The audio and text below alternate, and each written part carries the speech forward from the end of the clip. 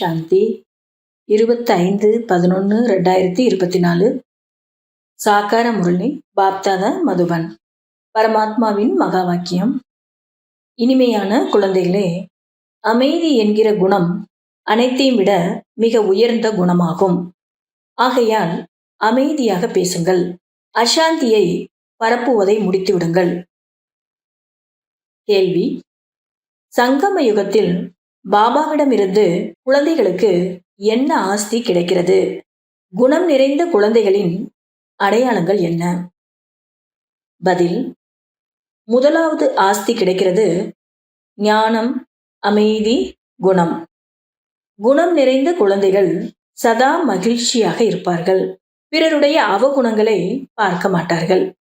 யாரையும் புகார் கூற மாட்டார்கள். அவகுணங்கள் இருப்பவர்களுடன் தொடர்பு, அதாவது சகவாசம் வைத்துக் கொள்ள மாட்டார்கள். யாராவது ஏதாவது கூறிவிட்டால் கேட்டும் கேட்காதது போல் இருந்துவிட்டு தனது போதையிலேயே இருப்பார்கள். ஓம் சாந்தி. ஆன்மீக தந்தை அமர்ந்து ஆன்மீக குழந்தைகளுக்கு புரிய வைக்கிறார். 1. உங்களுக்கு தந்தையிடமிருந்து ஞானத்தின் ஆஸ்தி கிடைத்துக் கொண்டு இருக்கிறது. தந்தையிடமிருந்து குணத்தையும் கிரகித்துக் கொள்ள வேண்டும். பாபா சொல்றாங்க, ஆன்மீக அப்பா அமர்ந்து ஆன்மீக குழந்தைகளுக்கு புரிய வைக்கிறாரு. 1, அவர்கிட்ட இருந்து, தந்தை கிட்ட இருந்து ஞானம் சொத்துங்கிறது கிடைச்சிக்கிட்டே இருக்கு. இன்னொன்னு, அவர்கிட்ட இருந்து குணத்தையும் கிரகித்துக் கொள்ளணும் அப்படின்னு தந்தை சொல்றாரு. பிறகு இந்த சித்திரங்களிடமிருந்தும் குணங்களை கிரகித்துக் கொள்ள வேண்டும். படங்களை பார்த்து கூட, உதாரணத்துக்கு லட்சுமி நாராயணர் படத்தை பார்த்து அவங்க கிட்ட என்ன குணங்கள் இருக்குதோ அதையும் நாம கிரகித்துக் கொள்ள வேண்டும். அமைதியின் கடல் என்றும் தந்தைக்கு சொல்லப்படுகிறது. ஆக அமைதியையும் கடைபிடிக்க வேண்டும். நாம எல்லாருமே அமைதி கடலா இருக்கக்கூடிய அந்த பரமாத்மாவினுடைய குழந்தைகள்னு சொல்லும்போது நமக்குள்ள கூட அந்த அமைதியை கடைபிடிக்கணும் அப்படின்னு தந்தை சொல்லிட்டு இருக்காங்க. அமைதிக்காகத்தான் தந்தை புரிய வைக்கிறார். ஒருவருக்கொருவர் அமைதியாக பேசிக்கொள்ளுங்கள். இந்த குணத்தை கிரகிக்க வேண்டும். ஞானம் என்கிற குணத்தை தாரணை செய்து கொண்டுதான் இருக்கிறீர்கள். ஆனால் இந்த ஞான படிப்பை படிக்கவும் வேண்டும். இந்த ஞானத்தை விசித்திரமான தந்தை தான் கற்பிக்கின்றார். விசித்திரமான ஆத்மாக்கள் படிக்கின்றீர்கள். இது இங்கு இருக்கும் ஒரு புது விஷயமாகும். இதனை வேறு யாரும் அறியவில்லை. ஸ்ரீ கிருஷ்ணர் போன்று தெய்வீக குணங்களை தாரணை செய்ய வேண்டும். நான் அமைதி கடலானவன், எனவே இங்குதான் அமைதியை ஸ்தாபனை செய்ய வேண்டும் என்பதை தந்தை புரிய வைத்திருக்கின்றார். பாபா இந்த பூமியில தான், இங்க தான் அமைதியை ஸ்தாபனை செய்யணும். ஏன்னா அவருக்கு அமைதி கடல் அப்படின்னு மகிமை இருக்கு. ஆகையால அந்த அமைதியை இப்போ ஸ்தாபனை செய்துகிட்டு இருக்கிற அப்படின்னு தந்தை புரிய வைக்கிறாரு. அசாந்தி அழிந்து போய்விடும். தன்னுடைய நடத்தையை பார்த்து கொள்ள வேண்டும். எந்த அளவிற்கு நான் அசாந்தியாக இருக்கிறேன் என்று. அதிக ஆண்கள் கூட அமைதியை விரும்புபவர்களாக இருக்கின்றனர். அமைதியாக இருப்பது நல்லது என்றும் நினைக்கின்றனர். பொதுவா ஆண்கள் கூட அப்படி நினைக்கிறாங்களாம். பெண்கள் அமைதியா பேசணும், அந்த அமைதியாக இருக்கணும் அப்படிலாம் நினைக்கிறாங்களாம். அமைதி என்ற குணம் மிகவும் உயர்ந்த குணமாகும். ஆனால் அமைதி எப்படி ஸ்தாபனையாகும்? அமைதி என்பதன் பொருள் என்ன என்பதை பாரதவாசிகள் அறியவில்லை. தந்தை பாரதவாசிகளுக்குத்தான் சொல்கிறார். தந்தை வருவதே இந்த பாரதத்தில்தான். உள்ளுக்குள் அவசியம் அமைதியாக இருக்க வேண்டும். குழந்தைகள் மிகவும் அமைதியாகவும் மற்றும் இனிமையாகவும் இருக்க வேண்டும். இங்கு ஒருவர் அசாந்தியுடன் இருந்தார்கள் என்றால் அமைதியை பரப்புவதற்கு அவர்கள் நிமித்தமாக முடியாது. அசாந்தியாக இருப்பவர்களிடம் பேசவும் கூடாது, தூரமாக இருக்க வேண்டும். பாபா அன்னைக்கு சொல்லிட்டு இருக்காங்க, அமைதியை மெயினா கடைபிடிக்கணும். பேசும்போது அமைதியா பேசுங்க. அது மட்டும் இல்லை, கூடவே இனிமையான குணத்தையும் நீங்க கடைபிடிக்கணும். உங்களுக்குள்ளவே நீங்க அசாந்தியோடு இருந்தீங்கன்னா அமைதியை பரப்புறதுக்கு உங்களால் நிமித்தம் ஆக முடியாது. அது மட்டும் இல்லை, அசாந்தியாக இருப்பவர்கள்கிட்ட நீங்கள் பேசவே பேசாதீங்கன்னு சொல்கிறார் இன்னைக்கு. தூரமாகவும் இருக்கணும் அப்படின்னு தந்தை சொல்லிக்கிட்டு இருக்காங்க. இங்கு எந்த குழந்தைகள் வந்தாலும் ஃபார்ம் நிரப்பப்படுகிறது என்று பாபா புரிய வைத்திருக்கின்றார்.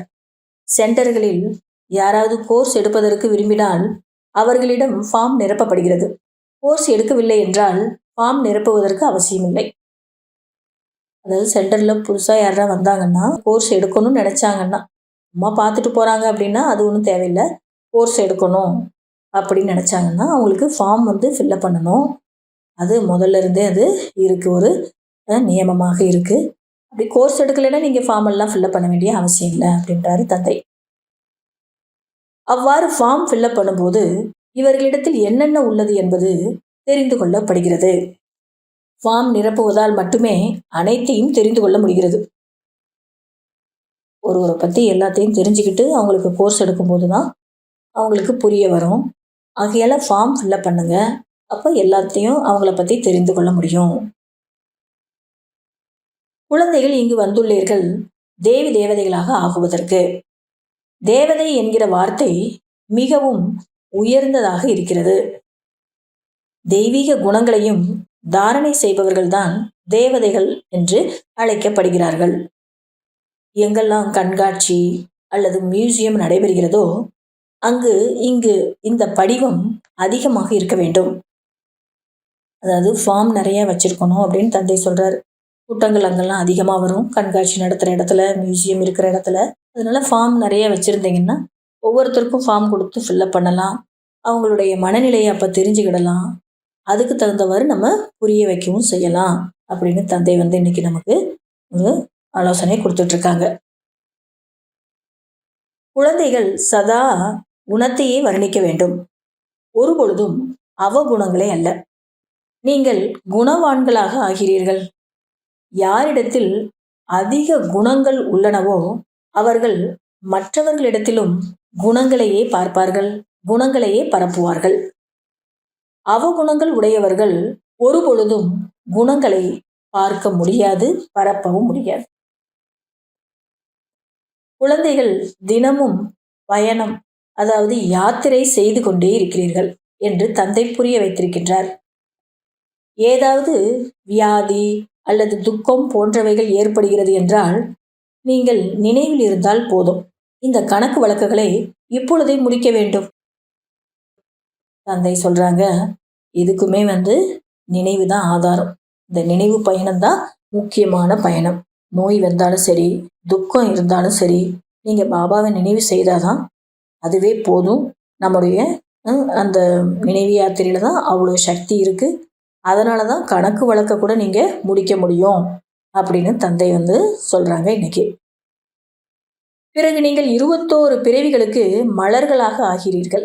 அங்கு துக்கத்திற்கான விஷயமே இருக்காது. குஷி போன்ற சத்தான உணவு கிடையாது என்று பாடப்படுகிறது. பிறகு சோம்பல் போன்ற அனைத்தும் பறந்து விடுகிறது. இந்த குஷியா நம்ம இருந்தோம் அப்படின்னா சத்தான சாப்பாடு ஆகாரம் சாப்பிட்ற மாதிரியா. இப்போ சோம்பல்லாம் வராது, அதெல்லாம் பறந்து போயிடும் அப்படின்னு தந்தை சொல்றாரு. இதுதான் உண்மையான குஷியாகும். உலகத்தில் இருக்கிறது பொய்யானதாகும். செல்வம் கிடைத்தது என்றால், நகை கிடைத்தது என்றால் குஷி அடைவார்கள். அது எல்லைக்குட்பட்ட சந்தோஷம், அது எல்லைக்குட்பட்ட குஷி அப்படின்னு சொல்றாரு. இதுவே எல்லையற்ற விஷயமாகும். நீங்கள் அளவற்ற குஷியுடன் இருக்க வேண்டும். நம்ம இந்த எல்லைக்குட்பட்ட சந்தோஷத்தையோ குஷியையோ பார்க்கக்கூடாது. அதன்படி நம்முடைய குஷியை கொண்டு வரக்கூடாது. நம்முடைய விஷயமே எல்லைக்கு அப்பாற்பட்ட விஷயம். ஆகையால நீங்க எல்லைக்கு அப்பாற்பட்ட குஷியோடு இருக்கணும் அப்படின்னு தந்தை சொல்றாங்க இன்னைக்கு. நாம் 21 பிறவிகளுக்கு சதா சுகமானவர்களாக இருப்போம் என்பதை நீங்கள் அறிவீர்கள். நான் என்ன ஆகப் போகிறேன் என்ற நினைவில் இருங்கள். பாபா என்று கூறுவதன் மூலம் துக்கங்கள் அனைத்தும் தூர விலகிவிடும். இது 21 பிறவிகளுக்கான விஷயமாகும். இப்பொழுது இன்னும் சிறிது காலம்தான் இருக்கிறது. நாம் நமது சுகதாமத்திற்கு செல்லுவோம். பிறகு வேறு எதுவும் நினைவிற்கு வரக்கூடாது. தந்தை சொல்றாங்க, அதாவது எல்லா துக்கமும் தூரம் போகணும் அப்படின்னா பாபா அப்படின்னு சொல்லிட்டாலே போதும், அப்படின்னா அவருடைய நினைவு நமக்குள்ள கொண்டு வந்தாலே போதும், துக்கமெல்லாம் போயிடும். 21 பிறவிக்குரிய விஷயந்தான் தந்தைங்க சொல்றாங்க. இன்னும் கொஞ்ச காலம்தான் இருக்கு, நாம சுகதாமத்துக்கு போயிடுவோம். ஆகையால இந்த கொஞ்ச காலத்திலேயும் நம்ம அந்த சுகத்தை பெறுவதற்குண்டான முயற்சியை செய்யணும். வேற எந்த ஒரு விஷயம் நமக்கு நினைவிற்கு வரக்கூடாது அப்படின்னு பாபா சொல்றாங்க.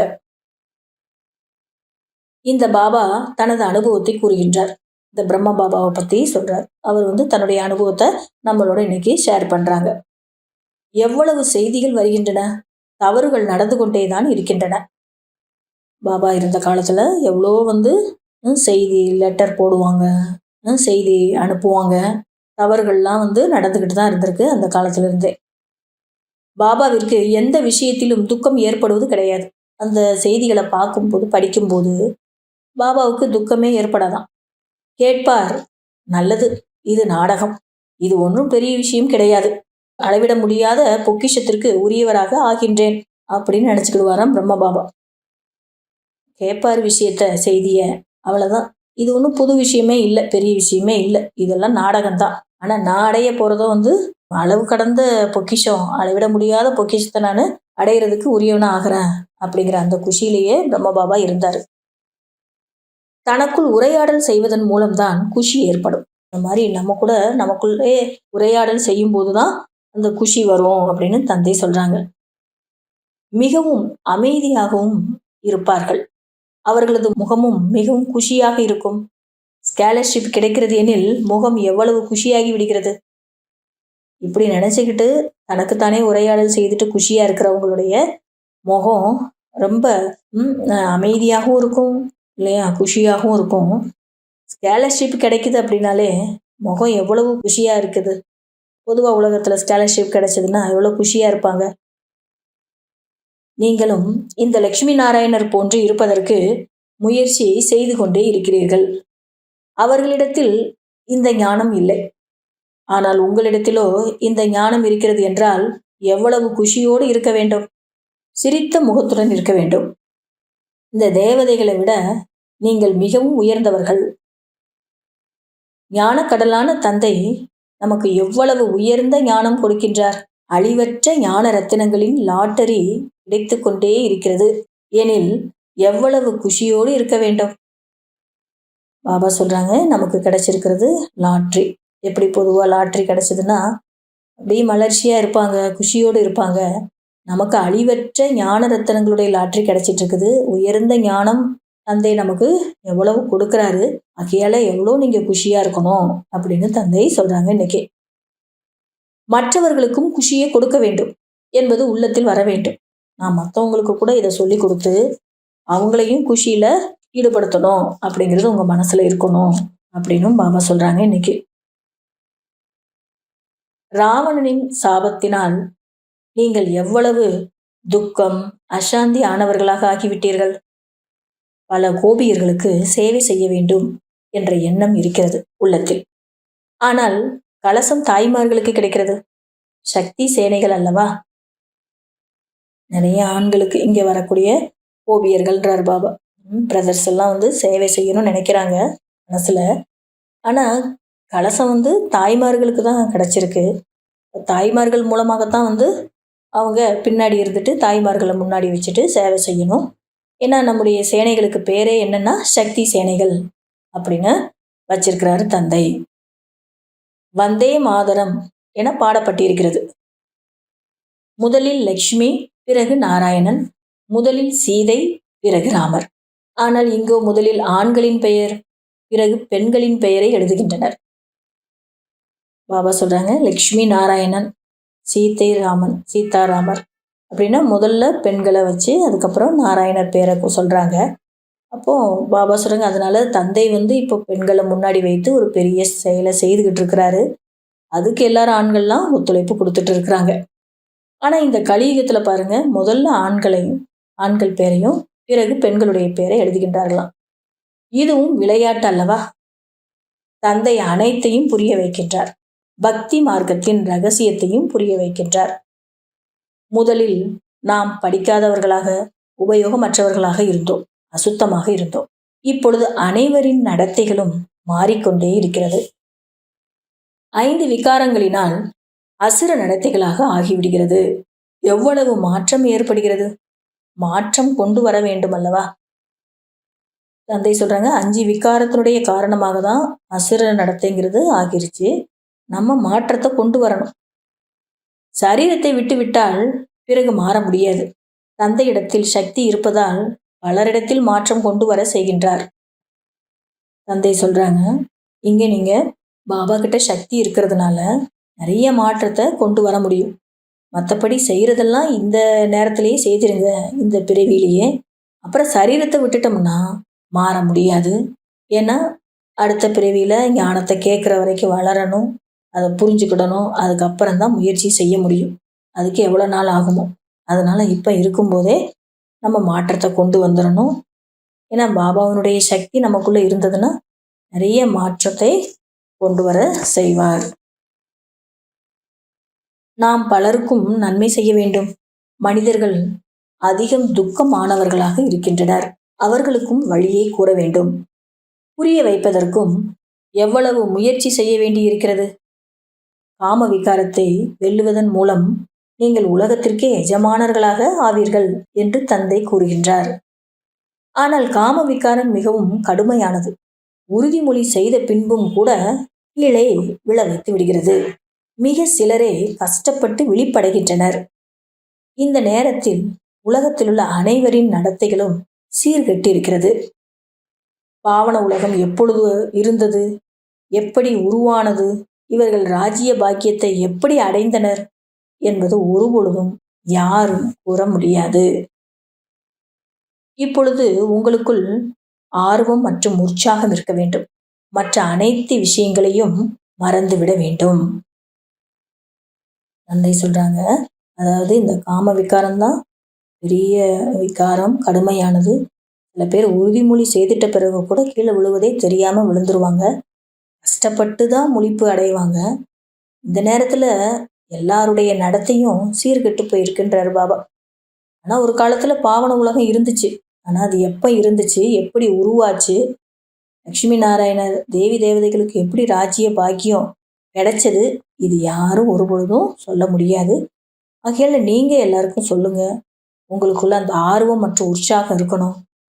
எல்லா விஷயங்களையும் மறந்துடணும், மற்ற எல்லா விஷயங்களையும் மறந்துடணும் அப்படின்னு தந்தை சொல்றாங்க. நல்லது.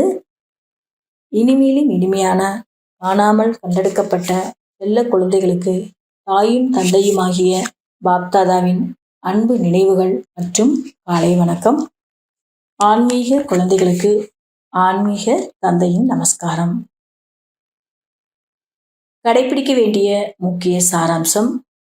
முதல் பாயிண்ட், எழுந்தாலும் அமர்ந்தாலும் நடந்தாலும் ஞானத்தை சிந்தனை செய்து கொண்டே இருங்கள்.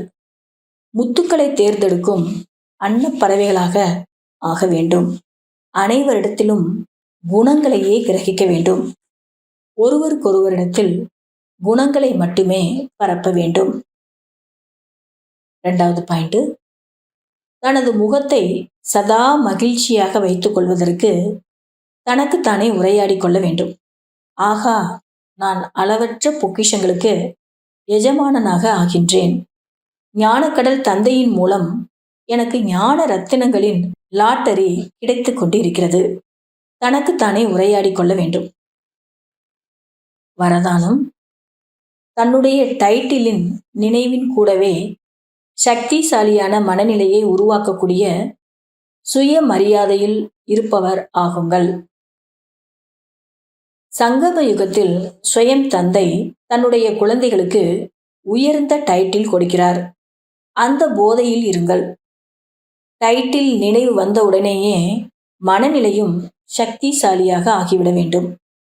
சுயதர்சன சக்கரதாரி டைட்டில் நினைவு வந்தவுடன் பரதர்ஷனம் முடிந்துவிட வேண்டும். சுயதர்சன சக்கரம் முன்னால் மாயாவின் தலை துண்டிக்கப்படும். நான் மகாவீரன் என்கிற டைட்டில் நினைவு வந்தவுடன் மனநிலை ஆடாது அசையாததாக இருக்க வேண்டும். டைட்டில் நினைவு கூடவே மனநிலையையும் சக்திசாலியாக ஆக்குபவர்கள்தான் சிரேஷ்ட சுயமரியாதையில் இருப்பவர்கள். ஸ்லோகன்: அலைந்து கொண்டிருக்கும் ஆத்மாக்களின் விருப்பங்களை பூர்த்தி செய்வதற்காக பகுத்தறியும் சக்தியை அதிகப்படுத்துங்கள். இன்றைய அவ்வக்த சமிக்கை தன்னுடைய மனநிலையின் அலைச்சல் தெளிவானதை கூட தெளிவற்றதாக ஆக்கிவிடுகிறது. குழப்பத்தின் காரணமாக ஜொலிக்கக்கூடியவர்களாக ஆக முடிவதில்லை. ஆகையால் தான் எப்பொழுது தன்னுடைய மனநிலை அலைச்சலாக இருக்கவில்லையோ அப்பொழுதுதான் நினைவு தெளிவாக இருக்கும். எந்த அளவிற்கு தன் மீது கவனம் வைக்கிறீர்களோ அந்த அளவுக்கு கிளியர் ஆகிக் கொண்டே செல்வீர்கள். மேலும் தன்னுடைய முயற்சியிலும் சேவையிலும் வெற்றி தெளிவாகவும் அருகாமையிலும் தென்படும். நம்முடைய மனநிலையை எப்பொழுதுமே நல்லா வச்சிருக்கணும். அந்த அலைச்சல் இருந்ததுன்னா சில நேரங்களில் தெளிவான விஷயம் கூட தெளிவற்றதாக மாறிடுமா. குழப்பமாகவே இருப்பாங்களாம். இந்த குழப்பத்தின் காரணமாக அந்த ஜொலிக்கக்கூடிய தன்மை நமக்குள்ள வராதாம். அதனால நம்முடைய மனநிலை அலைச்சலாக இல்லாத போதுதான் புத்தி நினைவு எல்லாம் தெளிவாக இருக்கும். எந்த அளவுக்கு நம்ம மேலே கவனம் இந்த விஷயங்களில் வைக்கிறோமோ அப்போ அந்த அளவுக்கு கிளியராக ஆகிக்கிட்டே போவோம். மேலும் முயற்சியும் சேவையும் வெற்றி கிடைக்கும். அது எப்படின்னா தெளிவாகவும் நமக்கு அருகாமையிலேயே வந்துருச்சு வெற்றி அப்படிங்கிறது கூட நமக்கு தெரிய வரும் அப்படின்னு இன்னைக்கு அவ்வக்த சமிக்கையில் தந்தை சொல்லியிருக்காங்க. நல்லது. ஓம் சாந்தி.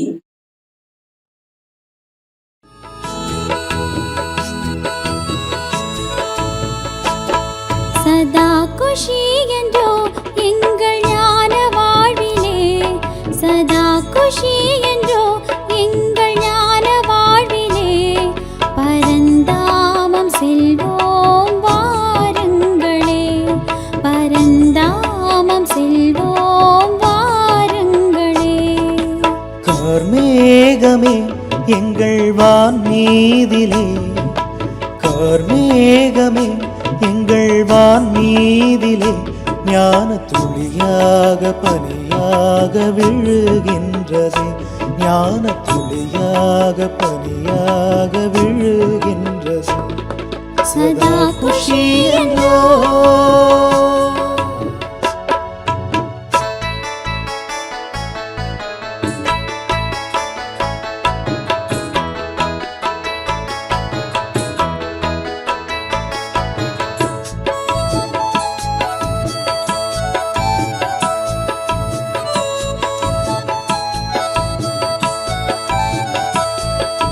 நேற்றோடு மறந்தோம் எங்கள் சோகத்தை, இன்றோ நாங்கள் உங்கள் மடியிலே.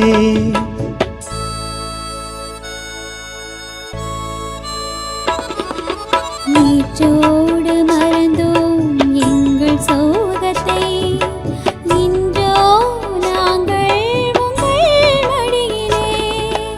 ஆயிரம் கனவுகளை கண்களிலே, ஆயிரம் கனவுகளை கண்களிலே ஏந்தியே நாங்கள் ஆடிடுவோம்.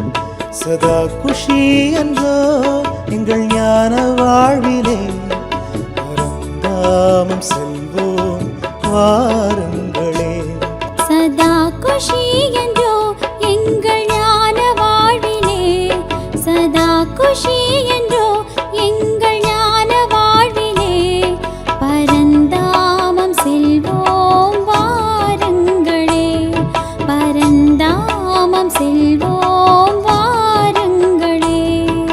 கார்மேகமே எங்கள் வான் மீதிலே, கார்மேகமே எங்கள் வான் மீதிலே, ஞான துளியாக பனியாக விழுகின்றது, ஞான துளியாக பனியாக விழுகின்றது. சதா குஷி என்றோ